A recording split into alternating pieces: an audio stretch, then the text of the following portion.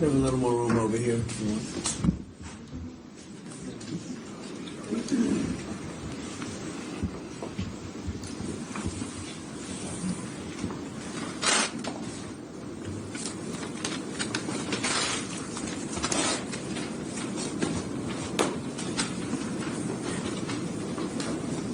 Thank you very much. We had a very good meeting. We're talking about a lot of different things. Consumer prices have actually dropped. There's very little inflation. Everybody predicted a lot of inflation, very little inflation. Energy costs are down. Interest rates are probably down. They scatter, but they're probably down. Prescription drug prices are even to down. Doing very well. It's been amazing. We had a big day yesterday. There'll always be transition difficulty, but we had in history, it was the biggest day in history, the markets. So we're very, very happy with the way the country's running. We're trying to get the world to treat us fairly. This is something that should have been done 25 years ago, and it wasn't. Should have been done 40 years ago, and it wasn't. But no president was willing to take it on, but you had to. It's not sustainable. It wasn't sustainable. And as you know, without a lot of money being added, because there's a lot of money that we could add, the country is making approximately $2 billion a day. And when you think of it, we've never done that before, never come close to it. And the number is probably $3.5 billion a day, and that makes us a very strong country. But we have Scott here and Howard and some of the people that are working on deals, and the biggest problem they have is they don't have enough time in the day. Everybody wants to come and make a deal, and we're working with a lot of different countries, and it's all going to work out very well. I think it's going to work out really very well, but we're in good shape. There's no inflation. There's very little inflation. And I went 4 years without inflation, and I tariffed. I took in hundreds of billions of dollars from China and others, taxes in China. But we took in hundreds of billions of dollars a year from China, and we had no inflation, essentially. So we think we're in very good shape. We think we're doing very well. Again, there'll be a transition cost and transition problems, but in the end, it's going to be a beautiful thing. We're doing, again, what we should have done many years ago. We let it get out of control, and we allowed some countries to get very big and very rich at our expense, and can't let that happen. It's not a sustainable formula.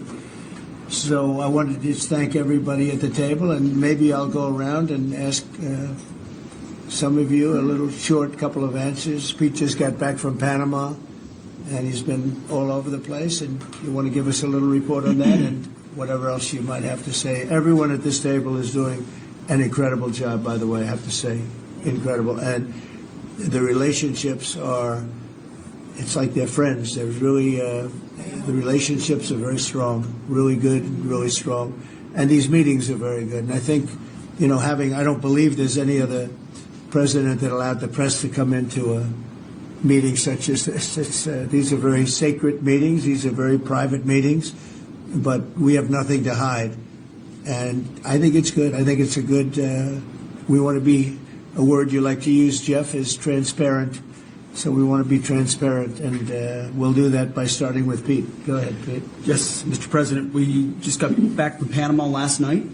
We were at the Panama Canal with their Southcom commander ships, F-18s, troops, and signed a couple of historic deals. One which is with the Panama Canal Authority, a framework for U.S. vessels, first and free through the Panama Canal. Right. And then also a memorandum of understanding with their security minister for the presence of U.S. troops. Fort Sherman is an old U.S. base there, as well as a naval station and air station jointly with Panama to secure the Panama Canal from Chinese influence. That's something you said, we're taking back the canal. China's had too much influence. Obama and others let them creep in. We, along with Panama, are pushing them out, sir. And so we had a very successful trip there. President Molino sends his regards, very complimentary of the U.S. He's a great ally, and I think they want the Communist Chinese out. And with our troops there partnering with their forces, we've got a chance to push them all the way out, sir. We've moved a lot of troops to Panama and filled up some areas that we used to have, and we didn't have any longer, but we have them now. And I think it's in very good control, right? Yes, sir. Okay. Thank you, Pete. Very good. Howard? So, so we've have so many countries to talk to. It is it's incredible. I think Scott and I, I'm not sure we could ever have enough time in the day to talk to all these countries because they want to talk and they want to talk now, and they have come with offers that they never, ever would have come with, but for the moves that the president has made, demanding that people treat the United States with respect. We're getting the respect we deserve now, and I think you're going to see historic deals, one after the other. And then I'm very excited that within a week and a half, we're going to start with the gold card. And the Trump card is coming out, and we're very excited about that. And that's coming soon. So very excited. Good. Thank you very much. Good job. Linda? Well, on a couple of fronts, we have been addressing the issue of anti-Semitism on campuses. There's been some grant funding and contract funding that we've reviewed, and some canceled and some we've put on hold, waiting for that, while we do an investigation. On the other side of what my responsibilities are in having education go back to the states, we're meeting and talking with governors. I was with, this week, all 50 commissioners of education around the country, and because we also want to provide them with tools and best practices as education does move back to the states. Making great progress, great response from the states, and very positive. And what about colleges? You're holding back $400 million from Columbia. From Columbia. $8 billion from Harvard. Can you imagine the money we pay Harvard? They have a $60 billion fund, and we're giving them $8 billion, and we're trying to figure that out. And then they hire de Blasio, the worst mayor in the history of New York, and they hire the woman from Chicago who was a disaster, total disaster, and they pay them massive salaries, and they're supposed to be teaching you government. That's not Harvard. That's not Harvard the way it used to be. So, do you have anything to say about that? The dollars you're holding back from quite a few universities that were not behaving. Yeah, and the other, there's some Princeton, Cornell, others that are coming in, and actually getting calls now from the presidents of the universities who really do want to come in and sit down and have discussions. And so we're investigating them, but in the meantime, we're holding back the grant and the fund money. Great job. Thank you. Very thankful for the House voting for the President's budget resolution along with the Senate bill. Made a ton of progress this week in working with members to ensure that a desire for flexibility in the Senate was not misconstrued as a desire not to slow and do spending reforms. And so we're very thankful for that. And now we can get after writing that bill, getting the President as big a package of his agenda to his desk. So very good week. Good. That's right. We just got the House vote, and now we're well on our way to getting, as we call it, the great big beautiful bill. It's a beauty. There's never been a bill like this one. We're trying to get it all into one beautiful bill. It's tax cuts, regulation cuts, and many other things.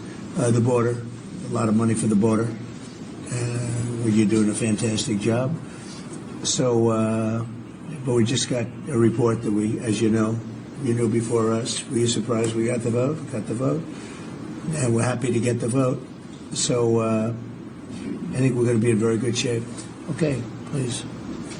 Mr. President, last year the Chinese received 1,700 orders for new ships. American shipyards received 5. Under your leadership, like so many other industries, we are going to revitalize and make shipbuilding and maritime great again with these blue-collar jobs.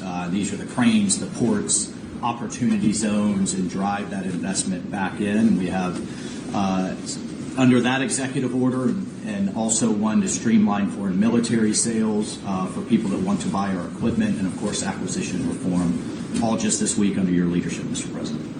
So we're going to be rebuilding our shipbuilding business. We would have to go to Congress for this, but we may buy some ships from other countries that we're close to and that do great jobs with ships, but we're going to start the process of rebuilding. We don't really essentially build ships anymore, which is ridiculous.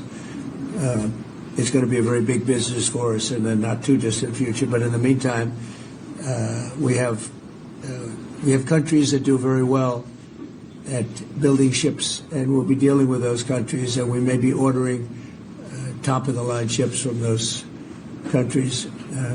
And within a fairly short period of time, we'll be building our own ships. So we'll probably have to go to Congress for that, but we're not going to have a problem. Susie, thank you very much for the job you've done. Go ahead, please. I just wanted to make sure you know that this cabinet, I think, pretty uniquely collaborates and cooperates and works together to accomplish all that you've asked them to do, and I think they deserve a lot of credit for that. Good. You're doing a great job. The chief of staff, doing a great job. Lee, go ahead. Mr. President, the Biden EPA was strangulating the economy. The Trump EPA understands it's not a binary choice. We can protect the environment and grow the economy. Working with Doge and Elon Musk, we've now canceled $22 billion worth of grants, and we have launched what is the largest deregulatory action in the history of the country, just in one agency. That's how much of a mess the Biden EPA left us. It is going to end up reducing the cost of living. It's going to create jobs. It's going to make it easier to purchase a car. It will be easier to heat your home. We're proud of this effort. The effort that we have is fulfilling the mandate that you earned from the American public. Clean air, land, and water for all Americans, unleashing energy dominance, permitting reform, advancing cooperative federalism, making America the AI capital of the world, and bringing back American auto jobs. When you called me that day asking for me to take this position, I was honored. And you were very specific and clear in what you wanted us to accomplish. We understand our mission, and at the Trump EPA, we're going to make you proud. Great job. You're doing a great job. And you have a lot of applications for approvals for power plants, which are going to really power the regular plants, and they're going to be right next to each other because we can't rely on our grid. It's old and it's tired, and it's very subject to being attacked, whether by rain or by bombs or by anything else. And we're letting people build their own power plants, and these are a lot of them being built with the AI and beyond the AI chips, and we're letting them build their own power, and never been done before, and we're going to get it done quickly and approved quickly as part of a plant.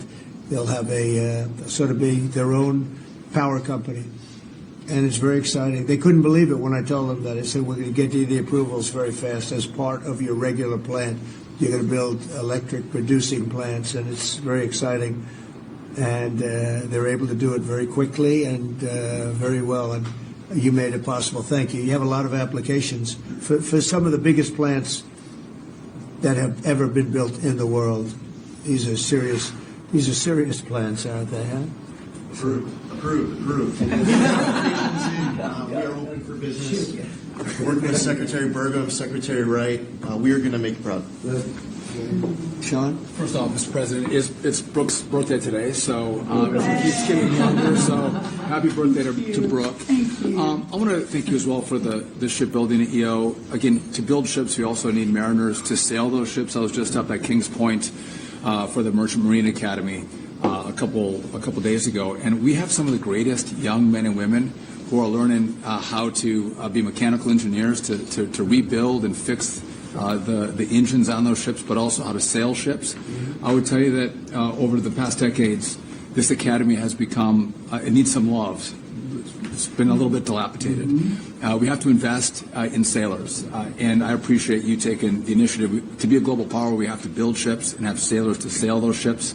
These are the very people that help Pete should we come into points of crisis to support the military. So thank you for that. Number two, the last administration announced 3,200 projects, big, beautiful roads and bridges. Most of them are good. But they announced them. They didn't sign a grant agreement. 3,200, so the money doesn't go out the door to build the infrastructure in the country. And it's fun to do an announcement. it's actually the harder work to put together these grant agreements. So we're doing the work right now at DOT to get these grant agreements done and build the projects. Most of them are good. And they also put in all of this green and social justice requirements on roads and bridges. We're pulling all that out and putting the money toward the infrastructure, not the social movement from the last administration. Good steel, right, as opposed to green paper mache. Good, thanks. Great job. Sir, first, we are, I would say, more than friends. We've all become family, and I think that what you have assembled in your vision is a turning point and an inflection point in American history. And so just being a part of that is the greatest honor. So thank you for that. And again, just the relationships here and the honor and respect we have for each other is a reflection of you and your leadership. So I just wanted to say that first. The second thing I want to say is that on behalf of the farmers and ranchers, food security is national security. We have to be able to feed ourselves. And your idea of using tariffs along with deregulation and tax cuts, but your idea of using tariffs to ensure that we are putting forward and putting America first, no one understands that better than our farmers and our ranchers. But having said that, emerging from 4 years of Biden with a 30% increase in inputs for our farmers and ranchers, with an almost $50 billion trade deficit. When we left the first time, it was zero, meaning that they are hurting. So the period of uncertainty we're in, they know that your vision will move us into an age of prosperity for all Americans, but for my people, for the farmers and ranchers, unlike any they have seen before. And I think they are really, really excited and so grateful for your leadership. But also, you have never failed to say that you have the backs of our farmers and our ranchers. It was the first phone call that I had after I was voted with the Senate, and that message just resonates with almost an 85% support of you in the last election. They're with you. Interestingly, the biggest budget driver at the United States Department of Agriculture is not farming and ranching or agriculture, it's food stamps. And so as we emerge and embark, Secretary Kennedy and I, on your vision of making America healthy again, a massive part of that is realigning and reworking our food stamp program so that it better serves those who need it. And yeah, to the point of getting the transgender, DEI, Green New Deal out of the USDA and realigning is really important. So It's out of the thank military, you. right? Sir. Is it 100% out, would you say? 99.9, sir. I'm going to get that last point Get the more out. rest of it. But thank you, sir. We've got a much different military, I will tell you. Thanks very much. Good job. And eggs are down. Eggs are Big, down. right? Yes. Big. Yes, sir. Wholesale prices. Retail will come. Easter is the Super Bowl for eggs. So, you know, there may be a little fluctuation, but no, we feel really good about it. Thank you. That's what I hear. Thank you. Thank you. Good. I'd echo what Howard said on the trade queue, that we've got over 75 countries that want to come in. So it'll be Treasury, Commerce, Jameson at USTR, and we're putting a process in place. And as you said, you're going to be part of the negotiations too, because I've had these countries call me up and Secretary Bessem, we're happy you're going to be negotiating. Well, President Trump's going to be involved too. So bring your best deal on the budget. It's moving quickly in the House and the Senate, thanks to your leadership. We're also going to have debt ceiling in there, so we're going to get an increase in the debt ceiling. And that will be the done and dusted for Part of the bill that we just got to vote on today. So. part of the bill. It'll be done and dusted for 2 years. We won't have to worry about that. And then I gave a speech yesterday to 1,400 small and community bankers, and they were so happy to hear from your administration. And I told them Wall Street's done great for the past 4 years, 10 years, 20 years. It can continue doing great, but it's Main Street's turn now, and it's those small bankers through deregulation, through emphasis on Main Street, your Main Street agenda, bringing back jobs, that is going to power the smaller communities. And then finally, the bond auction went very well yesterday. We had a lot of foreigners show up as the support, showing that the U.S. is still the best place to invest. The inflation report, as you said, was quite good. and energy prices are down more than 20% since January 20th. Amazing. It's great. Really good numbers. Great number. Thank you. Pam? President, we've had some great wins in the last few days that, you were overwhelmingly elected by the biggest majority. The U.S. Americans want you to be president because of your agenda. And the courts are ruling that you have the authority to determine how the money of this country will be spent. That's what the American citizens wanted, and that's what they're getting. An example of that Friday was the Department of Education, that you can determine how the money will be spent. No more DEI. And that impacts every agency across the board. On the civil side again, NLRB. We had a big win in the Supreme Court there. OPM, a big win there. But also 16,000 workers there. But also on the criminal side, the Alien Enemies Act. We are winning there.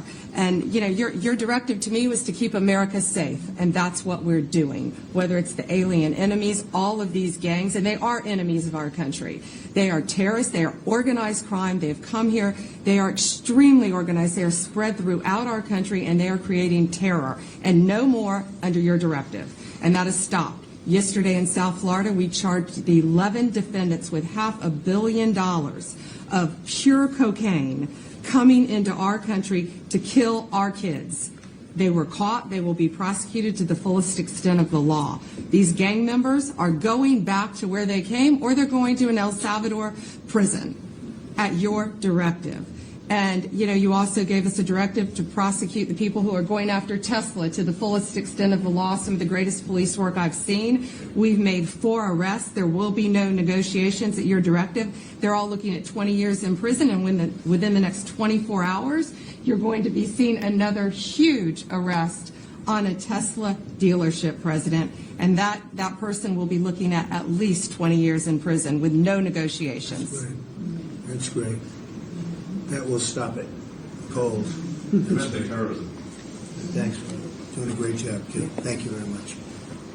Lori, please. Mr. President, accountability matters. That's what we're recognizing. With our partners at the Department of Labor for Government Efficiency, just a few weeks ago, we realized there's about $4.4 billion in COVID funds that were not used, that the state coffers were just holding on to. Out of that, we've returned $1.4 billion back to the state treasury, so essentially to the American people, and we'll go back and claw the rest of those billions of dollars back.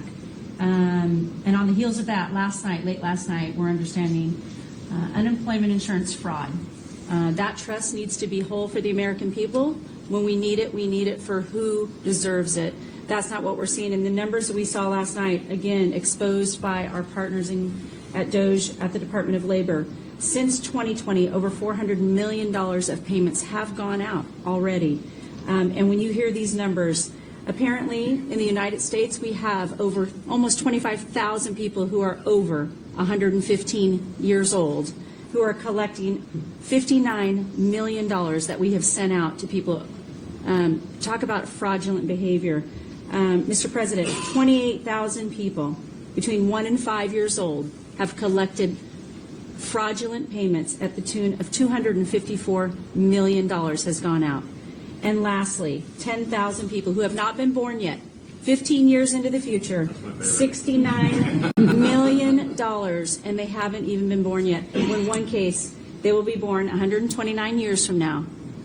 The United States government sent them $41,000, and they're not born yet. So, under the Department of Labor, those are the things that we're uncovering. I couldn't be more honored to tell the American people that we're bringing back their dollars and we're saving them and returning them to the United States Treasury. Also, jobs numbers. Last Friday, 228,000 new jobs were reported. That is good for the American people. That is my primary job, is to grow that workforce under your leadership.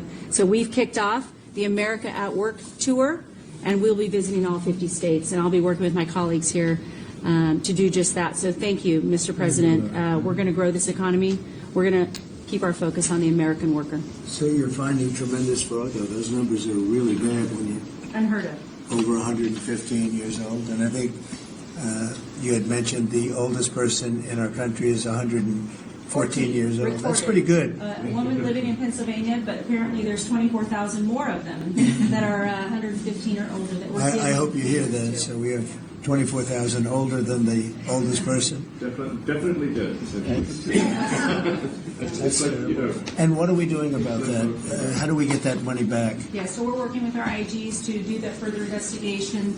The House and Senate, we had a 5-year statute of limitations.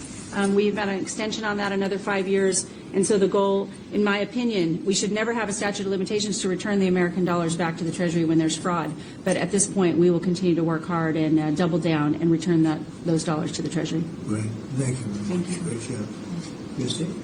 Well, Mr. President, thank you for your leadership at the border. For the second month in a row, you have broken the record in the history of the nation for the lowest number of encounters at the border, which is absolutely remarkable. You have said that America's laws matter and that they'll be enforced, and we're hard at work now to get people to go back home that are here illegally. So the Alien Registration Act has been in place long enough now that those individuals that are here illegally, if they haven't registered, then they can be charged criminally, and they can face fines up to $1,000 a day and face deportation if they don't go home, and they'll never get the chance to come back to America. So we're encouraging people to use the CBP Home app to register, and we're working on the resources and funding to buy them a plane ticket to send them home. I went to El Salvador, Colombia, and Mexico, and those countries and others are thinking about setting up programs to support these individuals when they get back to their countries. So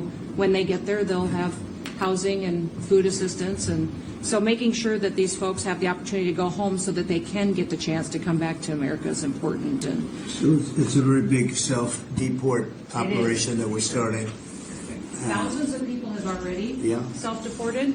Well, we're just going to, when you have 21 million people that need to go home because they're here breaking our laws, then we need to facilitate that. And I've been working with the governors a lot lately on several different issues. One of them has been on FEMA for recommendations on how to do exactly what you've directed us to do. And then also I sent a letter and communicated with them that they need to be setting up a SCIF.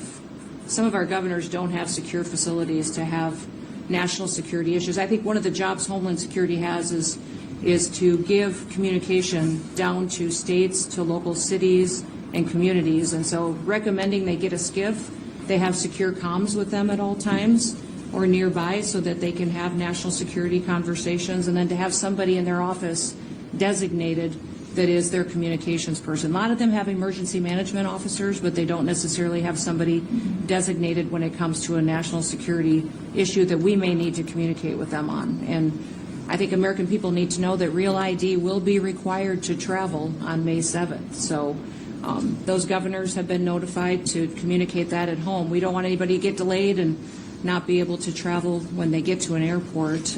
And this will also help us bring integrity back to all of our IDs and how they're used for issuing driver's licenses. And governors know how I feel about making sure their driver's licensing system has integrity, because a lot of people use their driver's license to vote.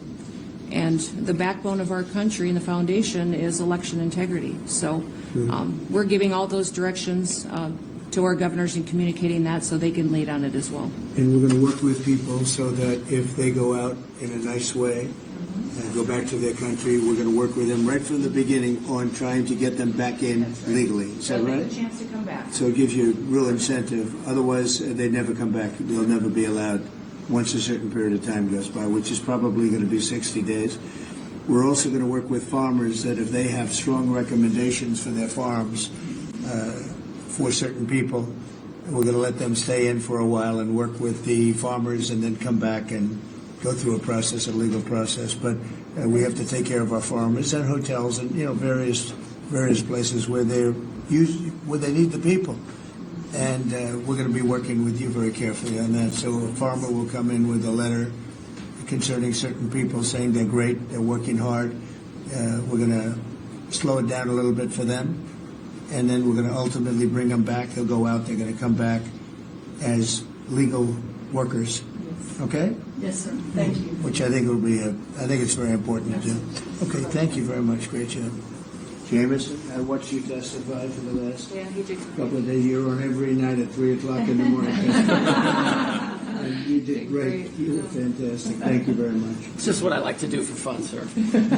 You've been keeping us very busy. Last week, you started a reordering of international trade, something that hasn't happened for 80 years, something that should have happened decades ago. And you know that. You've known that for a long time. That's why you have us all working on this. You came into an emergency situation where President Biden left us with a $1.2 trillion trade deficit. It's the largest of any country in human history. The largest. So you declared an emergency. You took action. You said the largest in history, right? In history. There's never been anything like what he left us. He left us a mess. His whole administration was a mess. So go ahead. So you declared an emergency. You imposed a trade action. So now you have a tariff on the world. It promotes U.S. manufacturing. It protects U.S. workers. And you've also given room for negotiation during this time so we can open export markets for our farmers and other producers and American workers. And this is why vote for you. This is why the workers vote for you. This is why the families want you to be the president, because you're standing up for American workers and American communities. We've had countries come in over the past couple of weeks that represent more than half of global domestic GDP, more than half. That's who's coming in to talk to you and to your advisors about how to have reciprocal trade, how to have fair trade. Would have happened without you. Thank you very much. Great job. Lovely lot. Well, thanks to your fantastic leadership, this amazing cabinet, and the very talented DOGE team, I'm excited to announce that we anticipate savings in FY26 from reduction of waste and fraud by $150 billion. And I mean, and some of it is just absurd, like people getting unemployment insurance who haven't been born yet. I mean, I think anyone can appreciate whether, I mean, come on, that's just crazy. You know, some of these things, people ask me, like, well, how are you going to find waste and fraud in the government? I'm like, well, actually just go in any direction. That's how you find it. It's very common. it's, as the military would say, target-rich environment. So then we're doing a lot of good in excellent collaboration with the cabinet to achieve these savings. And it will actually result in better services for the American people, and that we're going to be spending their tax dollars in a way that is sensible and fair and good. And your people are fantastic. In fact, hopefully they'll stay around for the long haul. We'd like to keep as many as we can. They're great, smart, sharp, right? Finding things that nobody would have thought of. Very computer savvy. Yeah. We're working with hard to get the Trump Gold Card operational, hopefully in the next week or so. That'll be good. That'll be very exciting. It's Really exciting. That's a pathway to citizenship into the United States. It's a big deal. Yep, it's a big deal. Thank you very much. Great job you're doing. Thank you, sir. Thanks to your leadership and setting the mandate of transparency and accountability across the U.S. government. I'm bringing that transparency and accountability to the intelligence community, first and foremost, to make sure that you and your cabinet have that real-time, relevant, apolitical, objective intelligence to best inform, whether it's negotiations for peace, negotiations around tariffs, the great work that you are leading around the cabinet today. Secondly, working with the Department of Homeland Security and the FBI to increase our information sharing to achieve your goal of countering the narcotic trafficking and our ability to go after cartels now designated as foreign terrorists. I met with the National Sheriff's Association this week, being able to work to make sure that the information that they are getting on the ground, that local law enforcement is getting on the ground, is being fed back up through to our National Counterterrorism Center, and that we have all of the federal agencies, state and local law enforcement, all on the same page as we are working to make our country safe again. And lastly, sir, as you know, declassification and rooting out weaponization and politicization of the intelligence community is a huge priority. You know more than anyone else the very dangerous and negative consequences of that. I've got a long list of things that we're investigating. We have the best of the best going after this. Election integrity being one of them.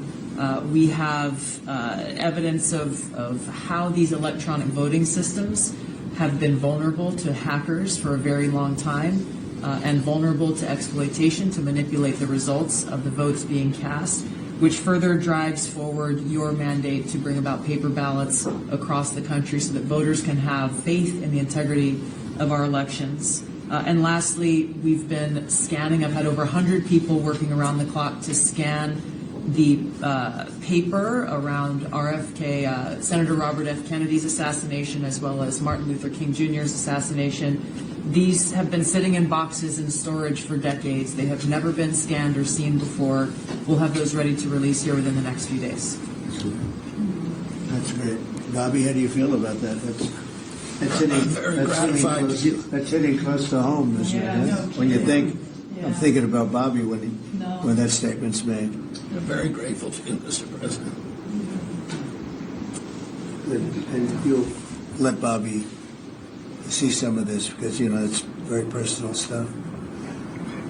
But it's time. I've asked him, and his response is, put it out. The world needs to know the truth. And his uncle that's been out, and anything that hasn't been out, they can go to your offices and see, right? Everything that we have within our possession, it's either online or it's physically at the National Archives and Records Agency. We also have hunters going out, Mr. President, and looking in the storage lockers at FBI and CIA and other agencies, specifically to find if there is anything else that has not been reported. We're actively going out and trying to search out the truth. Good. Yeah, we want to get it all out. Yes. 100%. Good. Thank you very much. Good job, Bill. Mr. President, on behalf of America's manufacturers, I want to thank you for standing up to the Chinese Communist Party and fighting for our main streets, for our workers, and for those that make things in America. I'm out on a Made in America manufacturing tour, and as I go across the country, people are grateful to have a president who's not just fighting on the tariffs fronts, but to get inflation down, to create jobs. After Biden destroyed 110,000 manufacturing jobs in just his last year, you've already brought back thousands and thousands of manufacturing jobs. So the American worker is grateful. Main Street is grateful for you.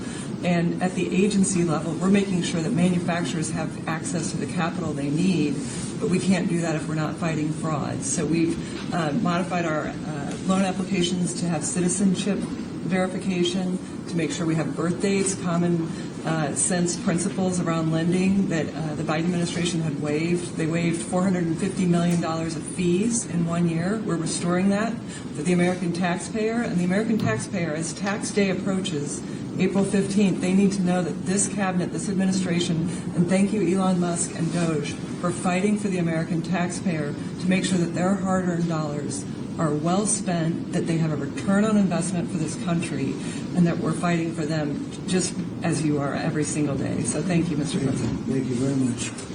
Mr. President, we are working at HHS to advance your agenda to make America healthy again. I'm working with Lee Zeldin to reassess the fluoride rules based upon the August release by the National Toxicity Program of new science that shows a direct inverse correlation between exposure to fluoride and IQ loss, particularly in children. Lee and I were in Utah this week, to announce that Utah became the first state in the country to ban supplemental fluoride. I'm working with Brooke on and governors now in 24 states who are advancing MAHA legislation to get soda pops off of the food stamp program, off the SNAP program.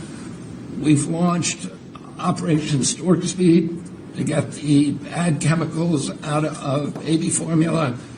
We're working with governors across the country to get good food into the school lunch programs and to get rid of food chemical dyes and other bad chemicals that are in our food. We've shown now that this directly affects academic performance, violence in the schools, and mental health, as well as physical health.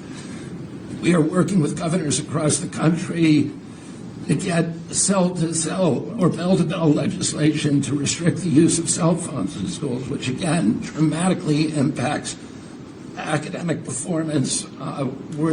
Today we announced a dramatic reduction in animal testing at NIH and FDA. We're going to switch over to AI, which we've now found is much more precise in identifying the impacts of toxics in various products. We're working with Elon, who's done an incredible job to eliminate the redundancies and to streamline operations at all the health agencies and to recalibrate our trajectory to your agenda of making America healthy again. And finally, on the CDC has done an amazing job at getting the measles outbreak under control. We have about 680 cases now in 22 states, compared to the same outbreak in Europe, which is 127,000 cases and 37 deaths. Our numbers in this country have now plateaued. And I want to thank CDC for that. And we're trying to refocus the press. We've had 3 measles deaths in this country over 20 years. And we're trying to refocus the press to get them to pay attention to the chronic disease epidemic as you've asked us to. We have now 38% of American youth are pre-diabetic. This was unknown 30 years ago. Every child that becomes diabetic, there should be a headline about them. We have 100 million adults who are pre-diabetic or diabetic. And we have, we have now, the autism rates have gone from now most recent numbers we think are going to be about 1 in 31, from 1 in 12, so they're going up again. From 1 in 10,000 when I was a kid. And we are going, at your direction, we are going to know by September. We've launched a massive testing and research effort that's going to involve hundreds of scientists from around the world. By September, we will know what has caused the autism epidemic, and we'll be able to eliminate those exposures. So big. Think of that. So there was 1 in 10,000 children had autism, and now it's 1 in 31. Not 31,000, 31. That's a horrible statistic, isn't it? And there's got to be something artificial out there that's doing this. So you think you're going to have a pretty good idea, huh? We will know by September. There will be no bigger news conference than that. So that's it. If you can come up with that answer where you stop taking something, you stop eating something, or maybe it's a shot, but something's causing it. It can't be from 10,000 to. Can you imagine that, Marco? That's a big number. Thank you very much. You're doing great. Thank you, Bobby. Please. Well, Mr. President, one of your primary administration goals is to make sure that we unleash American energy, and of course the strategy behind that is when we do that, it helps make it more affordable for all Americans. Energy isn't just industry, it is the foundation of every other industry, whether it's food, manufacturing, clothing, transportation. And then also when we've got the ability to generate and not just be energy independent but energy dominant, then we have the opportunity to sell energy to our friends and allies versus them buy it from our adversaries. And our adversaries were funding terrorism and conflicts against our allies by their oil and gas sales that were going through a Swiss cheese set of sanctions. So with your creation of the National Energy Dominance Council, over half the people at this table serve on that. Everyone has been engaged, whether it's interactions with negotiations with other countries, with putting sanctions in place that actually work, with cutting deregulation, working on biofuels, building infrastructure for transportation. There's a whole range of things that are being tackled. But when in the outcome of all that is that the Biden administration was restricting supply, you're increasing supply. When you increase supply, then prices start to come down. And we have a huge opportunity to do this. Just in interior alone, there's 500 million acres of surface, 700 million acres of subsurface, and 2.5 billion acres of offshore.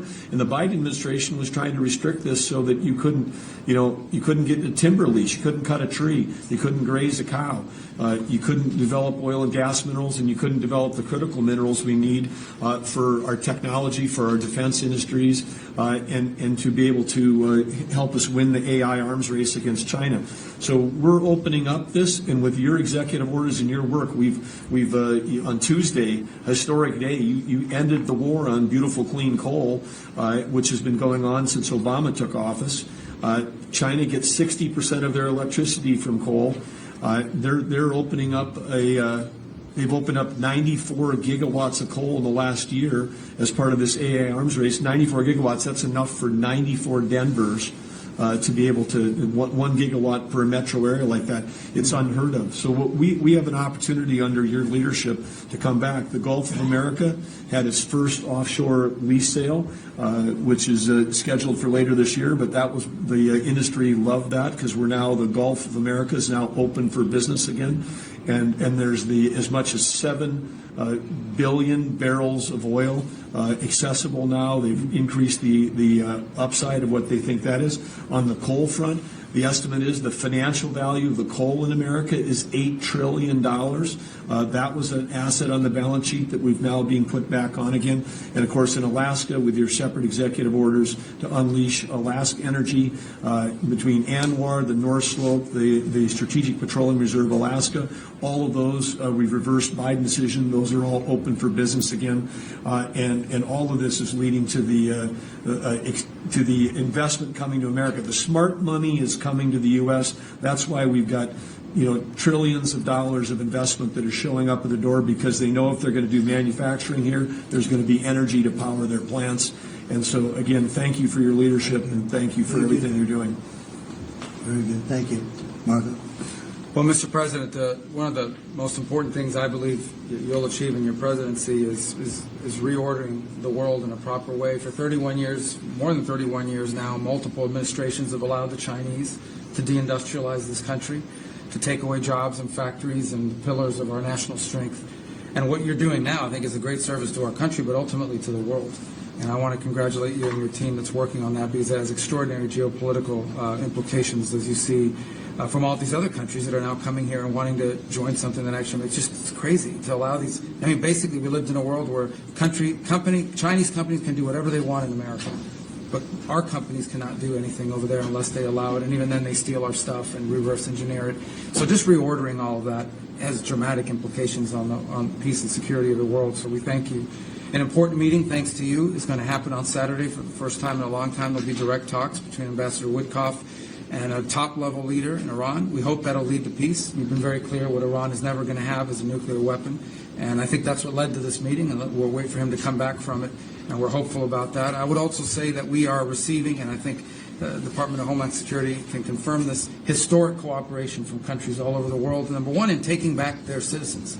Every country in the world has to take back people that are illegally in another country, and we have countries that refuse to do it or will kind of ignore our calls. All of them are doing it. The ones that are not are paying a price.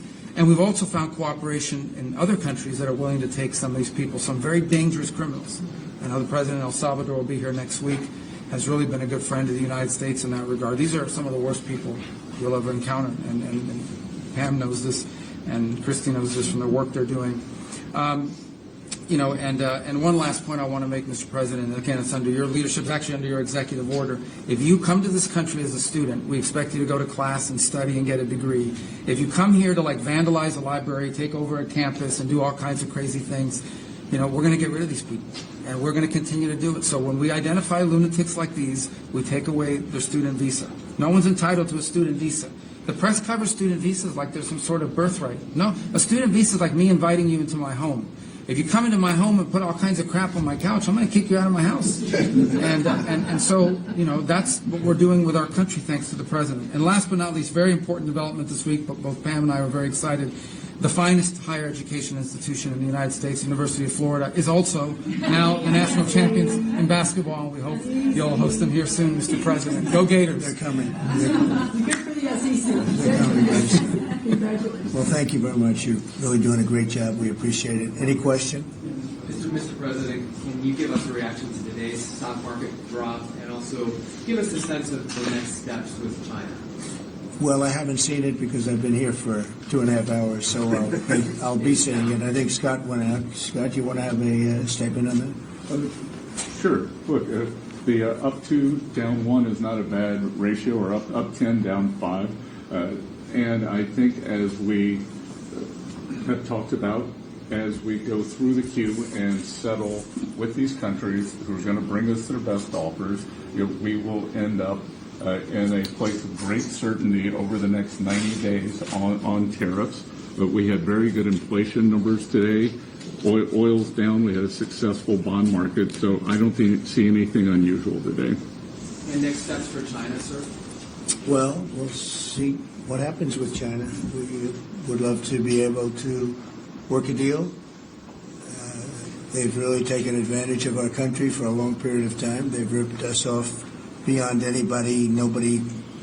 How people stood for it, sitting in my position, is not even believable. And we're talking about many presidents, not just a couple.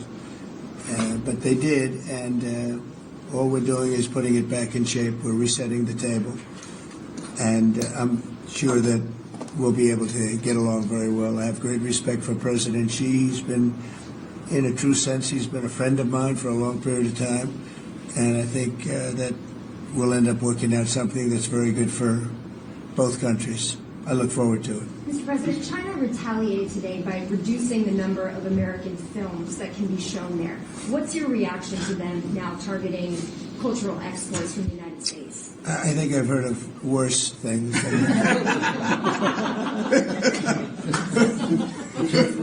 Yes, President.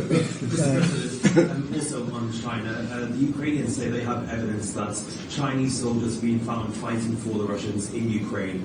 Can the U.S. verify this? And if so, what does the U.S. plan on doing to China to counteract that? We'll look into it, but I think beyond that, we're really looking to get that war stopped. They're losing 2,500 and even more than that young people a week.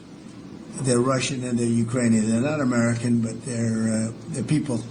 And we're seeing if we can get it stopped. And I think we're making progress. I appreciate the ballerina who was released. It was at the request of a very good friend of all of ours, actually. Dana White called me and he said it's the friend or the relationship of one of the fighters for UFC or one of the fighters. And Dana's an incredible guy, and we spoke to President Putin about it, and they made a deal. They released the young ballerina, and she is now out, and that was good, so we appreciate that. We hope that we're going to be able to make a deal relatively soon with Russia and Ukraine to stop the fighting. It's so senseless. It's such a horrible thing. It would have never happened if I were president, but it did happen, and we were given that card. And I think we're going to get it. I think we're going to get it stopped. We've got to get going.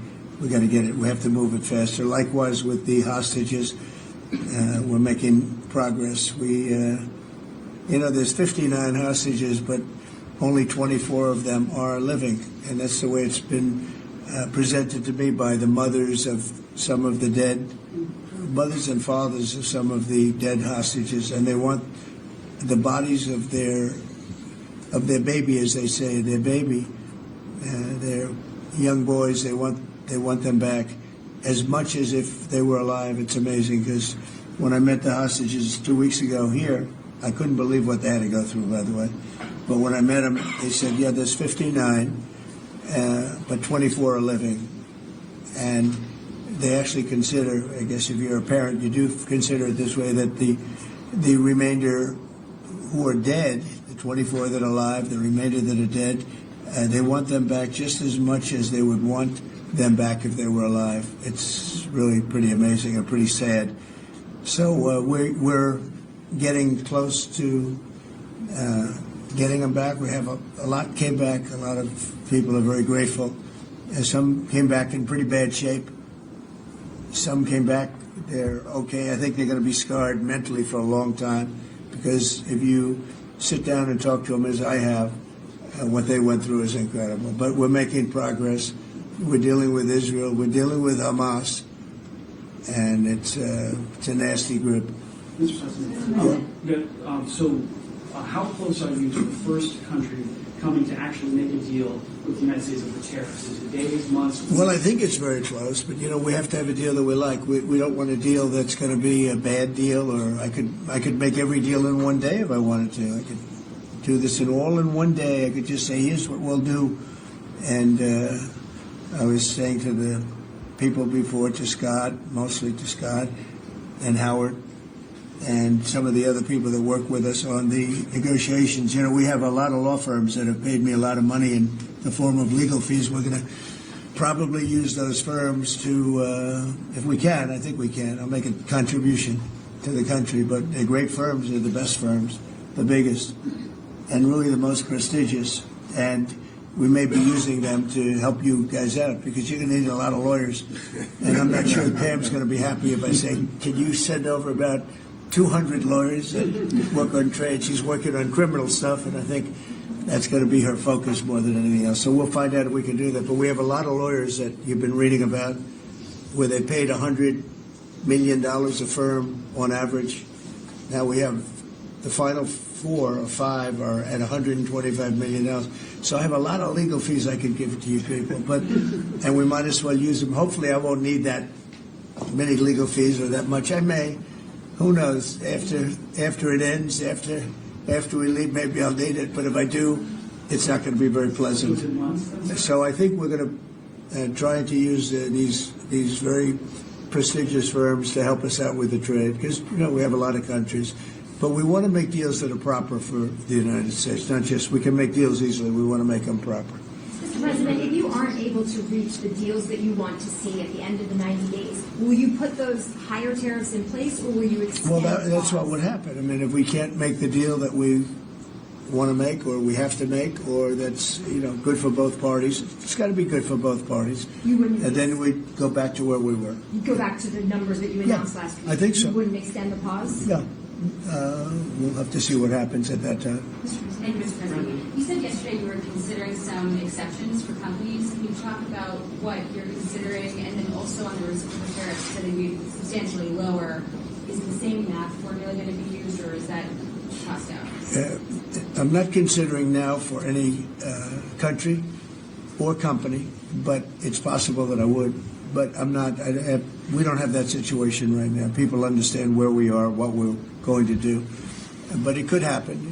It's called flexibility. You have to have certain flexibility. What are you planning on using the money that you're gaining from revenue through the tariffs on? Paying down national debt, reducing taxes, creating good budgets, helping Christie with the border and all of the other things. I built hundreds of miles of wall, as people now understand, 571 miles of border wall in the first administration. But we're going to beef it up and we're going to add more. And, the numbers are incredible, really. The numbers are what's taken place. We had great numbers, but these numbers are topping my last administration. And Christie and Tom Homan have done an amazing job. But it's an expensive process. This weekend, where they used to have hundreds of thousands of people standing there pouring through the border in Tijuana, Mexico. This weekend they had nobody. You had a man sweeping this massive piece of concrete, which is, the area where they said massive. And I've looked at that during the Biden administration. You couldn't see a piece of that concrete. There were so many people on it. You couldn't, if you had helicopter shots, you couldn't see concrete. Now, this weekend, you had nobody there but a man with a broom sweeping it and cleaning it up. Pretty amazing. It's really an amazing job. But it will be used for that. It'll be used for a lot of things. It'll be used by the Department of Justice for doing a great job. Pam is doing a fantastic job. So it's going to be used for a lot of different things. Mr. President, on the 10% tariff, is that a basement? Is that the It's a baseline. Can countries negotiate that to bring that It depends down? on what they're adding. Some countries we have massive deficits with, or they have big surpluses with us, and others it's not that way. So it depends. That's why it's really they're all different. Every country is different. Some have certain advantages that others don't have, and certain things. We have some. China has a surplus of $1 trillion. I mean, the numbers are crazy. And others have basically no surpluses. We have some that are pretty even, but they hurt us in other ways, and we just want to get that taken care of. So everyone is a little bit different. So, are you negotiating with the EU as one bloc or individual nations for the tariffs? We're looking at it as one block. They've been very tough, but they were very smart. They were ready to announce retaliation, and then they heard about what we did with respect to China and others, but China. And they said, we're going to hold back a little bit. They decided to hold back. I thought they were very smart. Look, the EU is very smart, but they really have taken advantage of the United States. They were formed for the purpose of taking advantage of the United States. And I don't blame them, and I don't blame China. I don't blame anybody. I blame the people that were sitting at that desk in that other beautiful Oval Office for allowing it to happen. Many presidents I blame. They should have never allowed it to happen. And I'm doing something that a lot of them wouldn't want to do. But I'm here, I do those things, and we're going to make this country great again. We were taken advantage of by almost everybody. I sat back in the last administration. I would actually read them. I don't have to read them now. I know them so well. I would read some of these documents that were signed, deals, and I said, who would do a deal like this? Who would do it? You've seen it, Elon. Yeah. I'd look at deals where it's so one-sided. Even we have a deal with Japan, and we get along great with Japan, and we had the Prime Minister here. He was fantastic. As you know, Abe was great. Shinzo was great. He was a good friend of mine, unfortunately no longer with us. But we defend them, but they don't have to defend us. I said, that doesn't sound too good. But we have a deal, a defense deal. We pay hundreds of billions of dollars to defend them. But if for any reason, in other words, we pay all the money. They don't pay anything.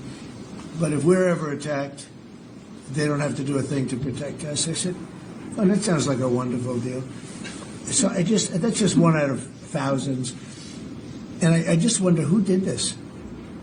And it's people that either hate our country or didn't care, an expression that you use. I think it's really a lot of them didn't care. It's just hard to believe how bad they are. Now, that's a little bit of a defensive deal, but I'm talking about trade deals, the same thing. They're so bad, you would say, how come? And even when I'd renegotiate, like, I'd go to a country, they'd give me everything I asked for. I said, why didn't somebody ask for it, like, originally? They give me everything. I think when they were negotiating, they didn't care, or they didn't ask, or they were shy, or they were very stupid, or they hate our country. Yeah, go ahead, Jeff. You were speaking about Japan. Can you clarify what your vision is for U.S. Steel? You referenced it yesterday. Yeah. There were some questions about what you actually want Sure. to see. Look, U.S. Steel is going to do very well now because of tariffs, and I don't know why they even need a deal. But the only thing is U.S. Steel, if you go back 80 or 90 years, that was a behemoth in this. That was our biggest, most, if we were around, we would have been very proud of it. Today we have different types of companies that are big. Google, it's not the same as U.S. Steel. And I love Google, and I got to like the people that run it. They're very capable people. They didn't like me so much in the first administration, but they like me a lot now. I don't know what happened, but I like them. But, I think they would be the first to admit, when I envisioned, you look at some of those steel factories from 90 years ago, it was a different kind of a country, but they were miles long. Today you see just empty hulks. Those hulks are going to be filled up very soon because of what I'm doing with tariffs. It was a different kind of a thing. But if I didn't do that in the first term, my first term, if I didn't put tariffs on, we would have, because China and others were dumping steel, billions of dollars of steel. Our steel companies were all closing. We wouldn't have one steel plant open, and now we have a steel industry that's doing very well, but soon it's going to be thriving, really thriving, and those factories are going to be filled up, but more importantly, they're going to build brand new ones. Nucor and so many other companies call me, Nucor being a big steel company. They're building massive new steel plants, and it's great. And likewise, car companies. We have many, many car companies. 3 of them. I'm not looking to hurt Mexico, and I like Mexico. And by the way, I think The new president is a terrific person, a fantastic woman. We've had many conversations. She's a very elegant, just a fantastic person. And she's been very nice, very, very nice. But I'm not looking to hurt them, but we have 3 car plants that were under construction in Mexico. They stopped constructing, and now they're going to build in the United States because of tariffs. See, we should have never let this happen, because whoever it was that was president at the time, we lost 90,000 plants and factories since NAFTA. 90,000. It's not believable. How about that, Lori? You know, you're in that sort of world of factories and Build back plants. manufacturing, construction jobs.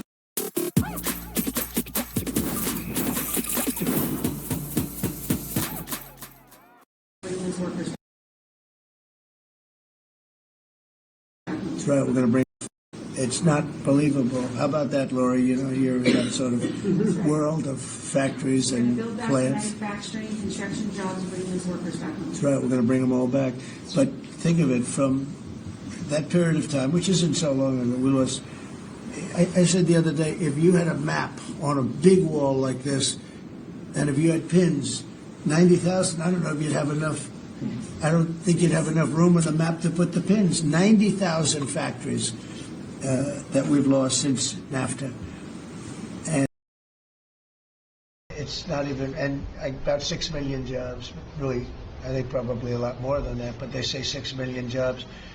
We're going to bring many of that back. I think we're going to bring more than all of it back. We're going to be better and stronger than ever before. But if a president, when they were leaving, said, look, you can leave, but if you're going to build a factory someplace else, and you think you're going to come and sell your steel or your car or any product that you make, your pharmaceuticals, which we're going to do, we're going to get them all back. But if you think you're going to just, all they had to do is say this, and they wouldn't have left. You know, I said it the other day. I said it with respect to, I made a speech a year ago, and I told them if I win, we're going to charge a big, big tariff at the border.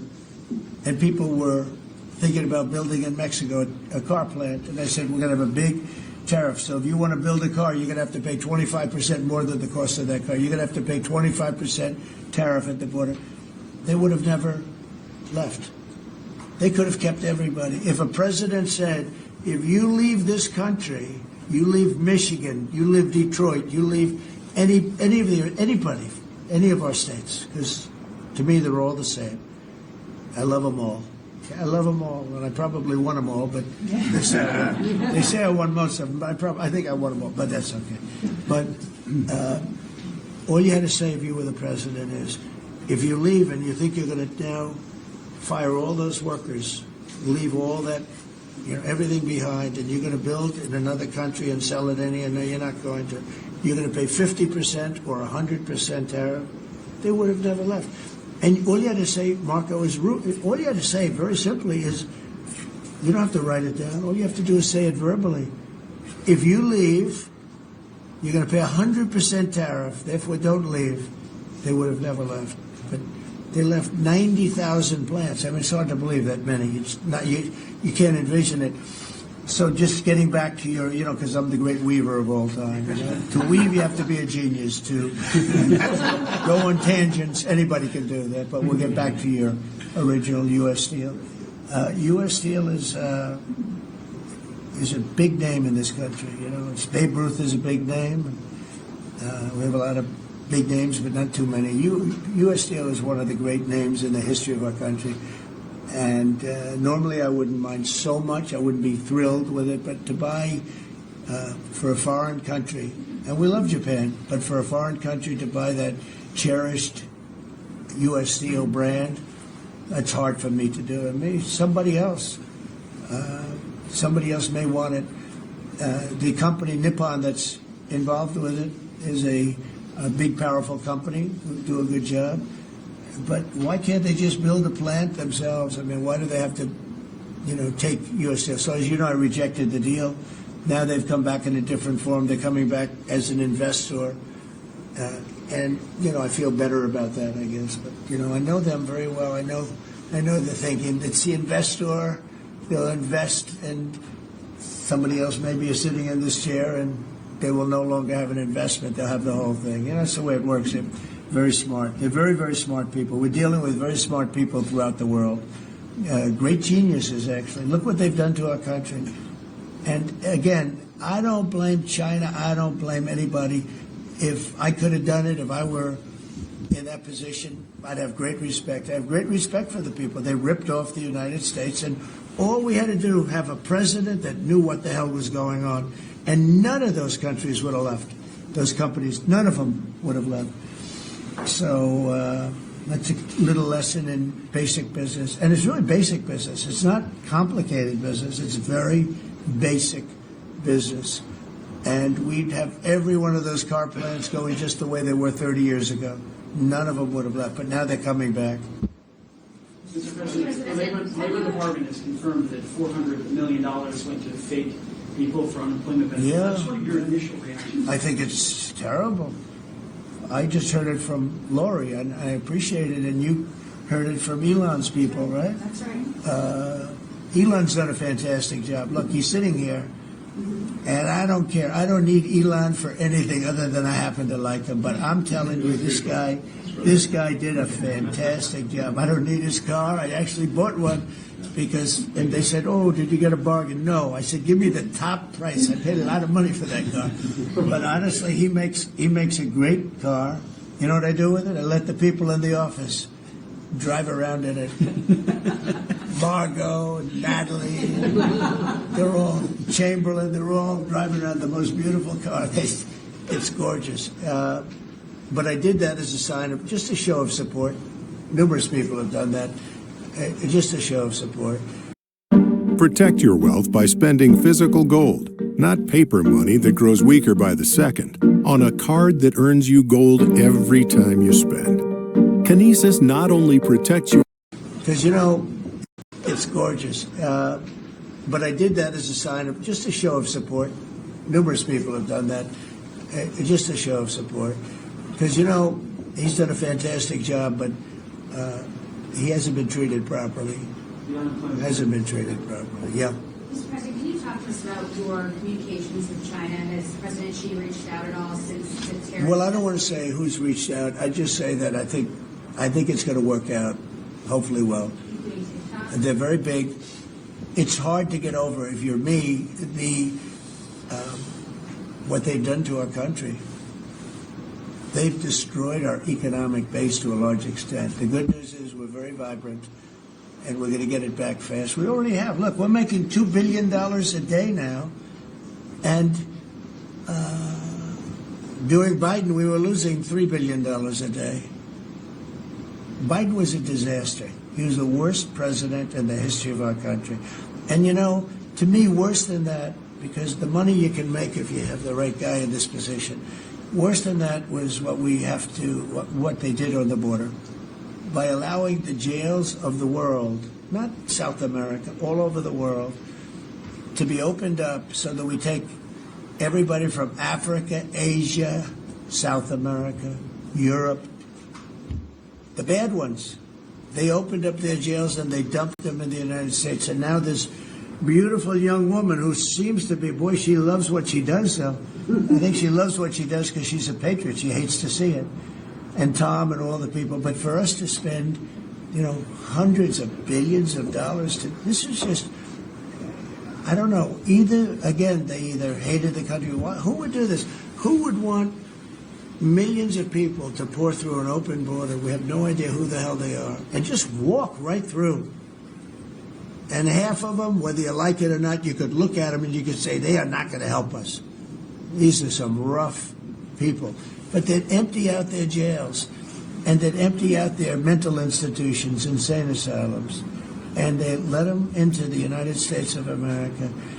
And inflation we can fix, and all of the other things we can fix. We'll get it going. But this is something, it's such a horrible thing, and it's really hard. We have to do deportations. Now we're doing self-deportation. We're coming up with all sorts of ideas. And they must have known it's not going to work out well. And, you know, we want people to come into our country, by the way. We need them badly for the jobs. But we want them to come in legally. They have to come in legally. They have to show that they can love our country. Thank you very much, everybody. Thank you. Thank you very much. The Democrats are making allegations about market manipulation. Thank you.